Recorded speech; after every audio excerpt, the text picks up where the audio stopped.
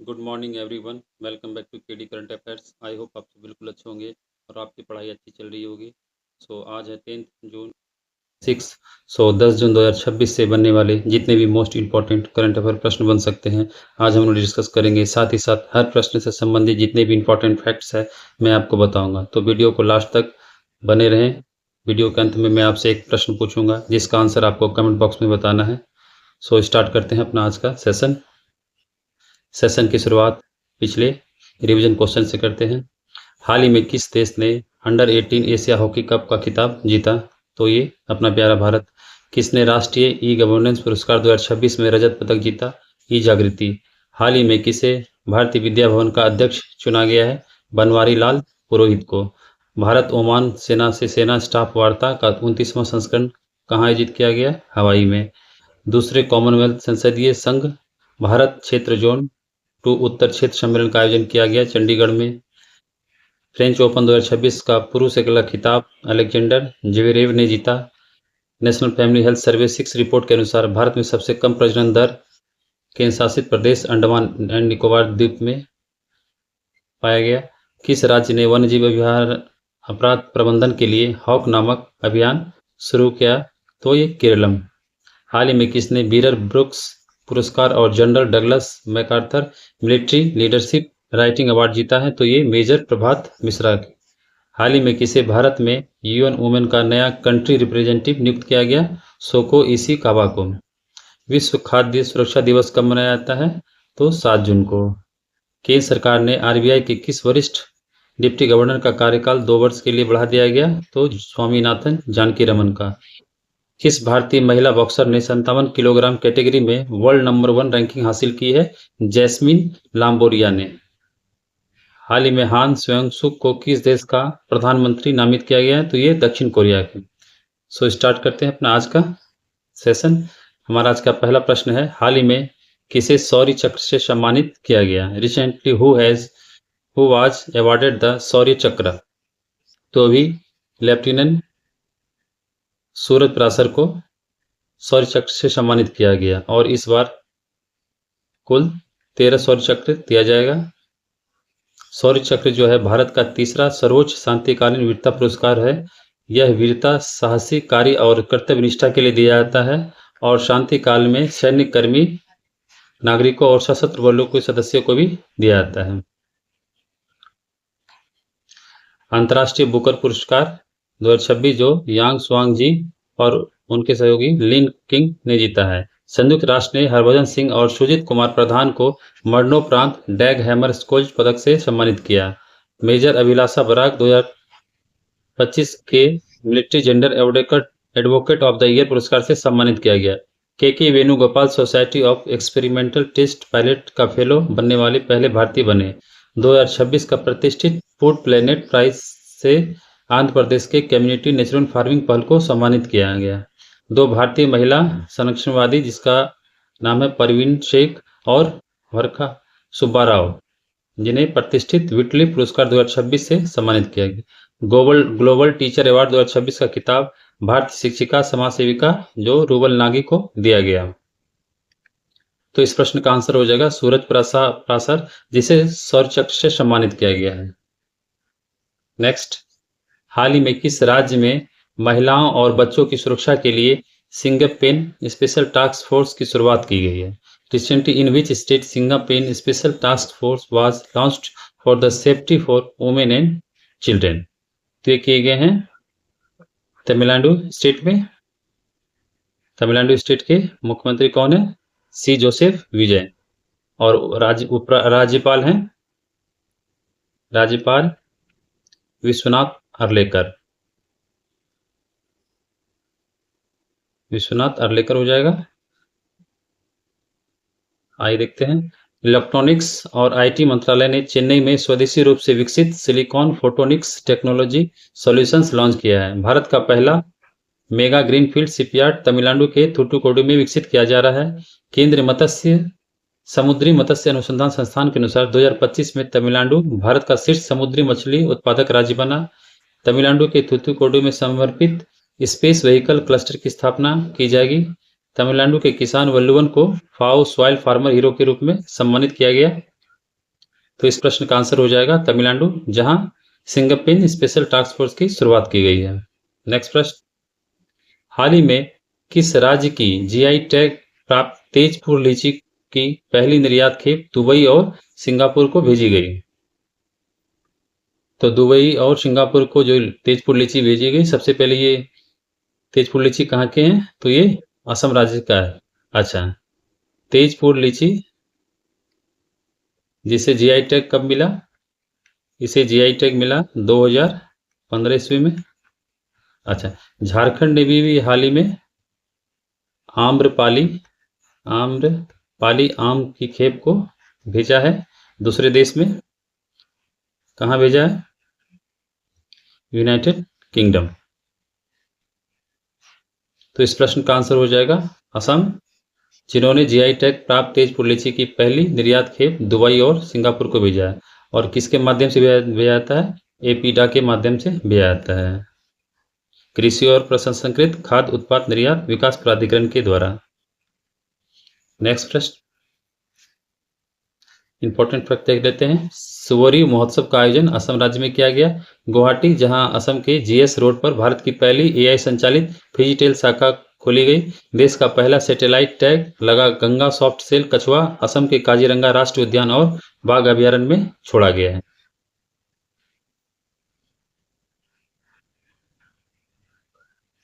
हाल ही में किस देश ने 16 साल से कम उम्र के उपयोगकर्ताओं के लिए सोशल मीडिया पर प्रतिबंध लगाने की योजना बनाई है? Recently which country has plan to be social media for users below 16 years of age? तो ये भी हाल ही में किए हैं कनाडा ने। कनाडा ने 16 साल से कम उम्र के बच्चों के सोशल मीडिया पर प्रतिबंध लगा दिया है, उसकी योजना बनाई है। अच्छा, इससे पहले ऑस्ट्रेलिया जो सबसे पहला कंट्री है जिन्होंने 16 वर्ष के आयु के बच्चों को सोशल मीडिया पर बैन लगाया गया था, और ये कब किया गया था? 2025 में। स्पेन जो यूरोप का पहला कंट्री है जिन्होंने ये बैन लगाया। अच्छा, भारत में भी राज्य है जो कर्नाटक और आंध्र प्रदेश राज्य है जिन्होंने सोशल मीडिया पर बैन लगा रखा है। कर्नाटक जो 16 वर्ष की आयु के लिए है, और आंध्र प्रदेश 15 वर्ष की आयु के लिए बच्चों को सोशल मीडिया पर बैन लगा दिया गया है। अच्छा, कनाडा का पीएम कौन हो जाएगा? कनाडा के पीएम मार्क कार्नी, और कैपिटल हो जाएंगे ओटावा। अच्छा, कनाडा, यूएसए और कनाडा, यूएसए और मैक्सिको, जहां मेंस फीफा विश्व कप 2026 का आयोजन किया जा रहा है। अच्छा, कनाडा में भी G7 51 G7 समिट का आयोजन किया गया। तो इस प्रश्न का आंसर हो जाएगा कनाडा, जहां 16 वर्ष से कम उम्र के उपयोगकर्ताओं के लिए सोशल मीडिया पर बैन लगा दिया गया है। नेक्स्ट प्रश्न, हाल ही में किसे इंद्रप्रस्थ गैस लिमिटेड आईजीएल का नया प्रबंध निदेशक नियुक्त किया गया है? Recently who has been appointed as the new managing director of Indraprastha gas limited? तो ये कुमार शंकर को नियुक्त किया गया है, और ये किसका स्थान लेंगे? ये कमल किशोर चटीवाल का स्थान लेंगे। अच्छा, नीलकंठ मिश्रा, जिसे अभी हाल ही में नियुक्त किया गया वर्ल्ड बैंक के एग्जीक्यूटिव डायरेक्टर का। पी जवाहर जो एमपेडा के अध्यक्ष बने। आइए देखते हैं इंपॉर्टेंट फैक्ट्स। भारतीय रिजर्व बैंक के कार्यकारी निदेशक के रूप में गुणवीर सिंह को नियुक्त किया गया है। भारतीय नौसेना के 48वें उप प्रमुख के रूप में वाइस एडमिरल अजय कोचर को नियुक्त किया गया। डीआरडीओ के अध्यक्ष के रूप में राजेश कुमार सिंह को नियुक्त किया गया। कर्नाटक के नए मुख्यमंत्री बने डीके शिव कुमार। रोहित राजपाल को ग्लासगो में होने वाले 2026 कॉमनवेल्थ गेम्स के लिए भारत का सेफ डी मिशन नियुक्त किया गया है।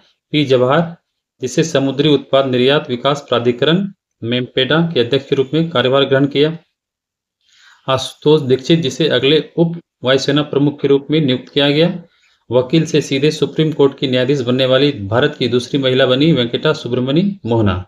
नीलकंठ मिश्रा को विश्व बैंक का कार्यकारी निदेशक नियुक्त किया गया है? तो इस प्रश्न का आंसर हो जाएगा कुमार शंकर, जिसे इंद्रप्रस्थ गैस लिमिटेड का नया मैनेजिंग डायरेक्टर बनाया गया है।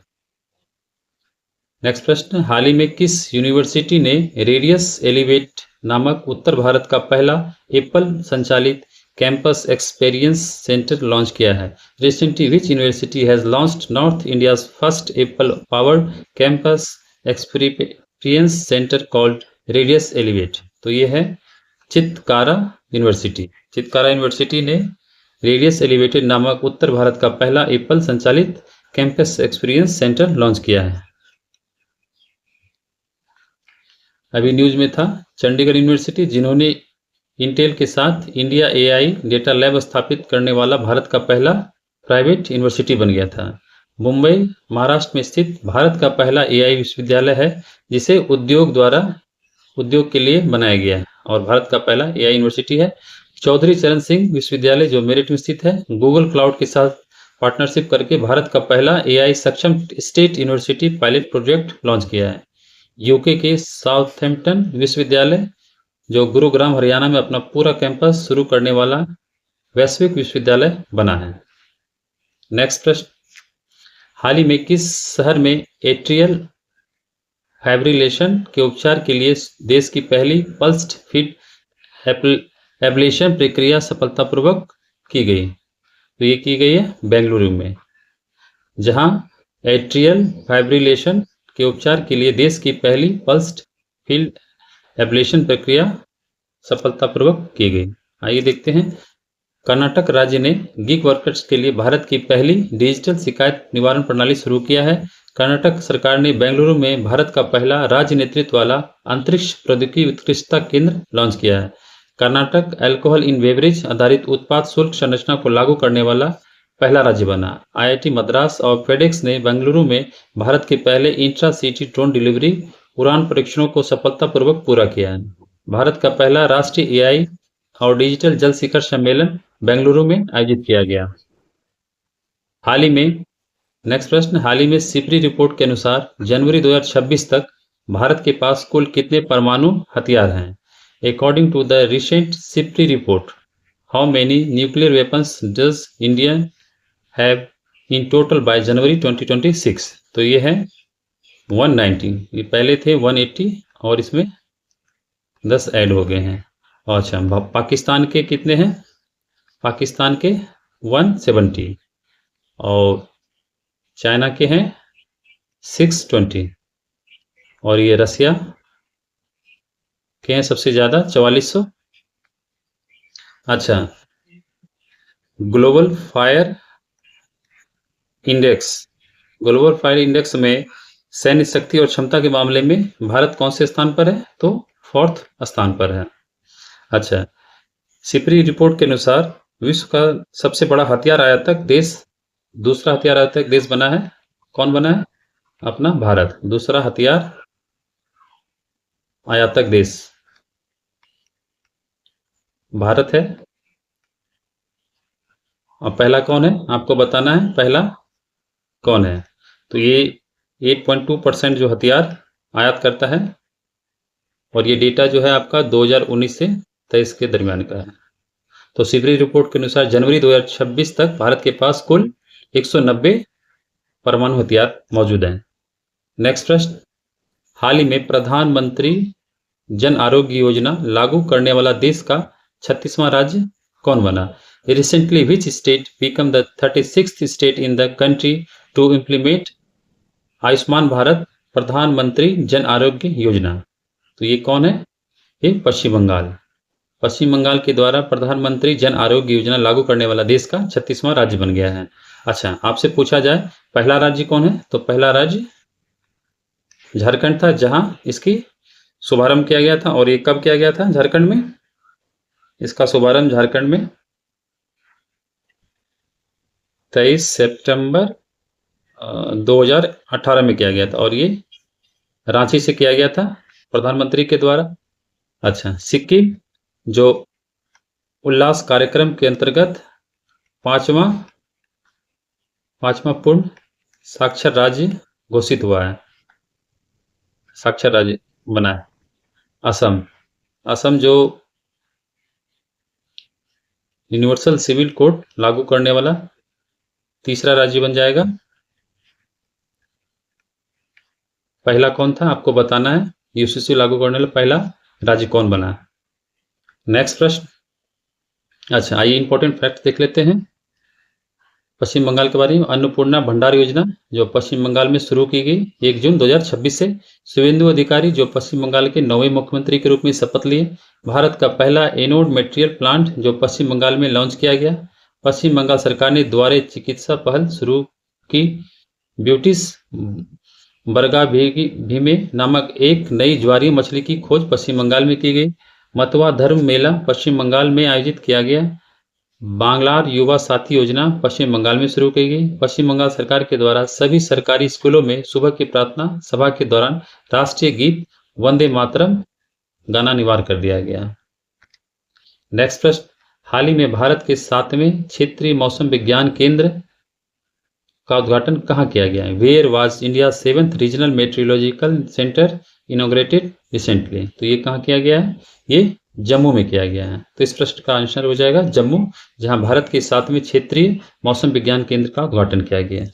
सो फ्रेंड्स, ये इस सेशन का आखिरी प्रश्न था। आइए देखते हैं previous question of the day में हमने आपसे जो प्रश्न पूछा था उसका आंसर। हाल ही में भारत के 100वें रामसर स्थल के रूप में किसे नामित किया गया?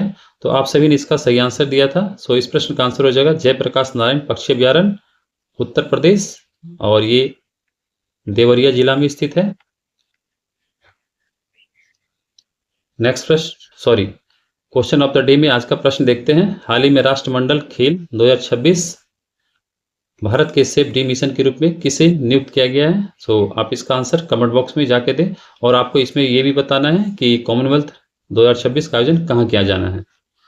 सो फ्रेंड्स, आज का सेशन आपको कैसा लगा? यदि अच्छा लगा तो इस सेशन को शेयर करें, लाइक करें, सब्सक्राइब करें। सो मिलते हैं अपने नेक्स्ट सेशन में। थैंक यू, धन्यवाद।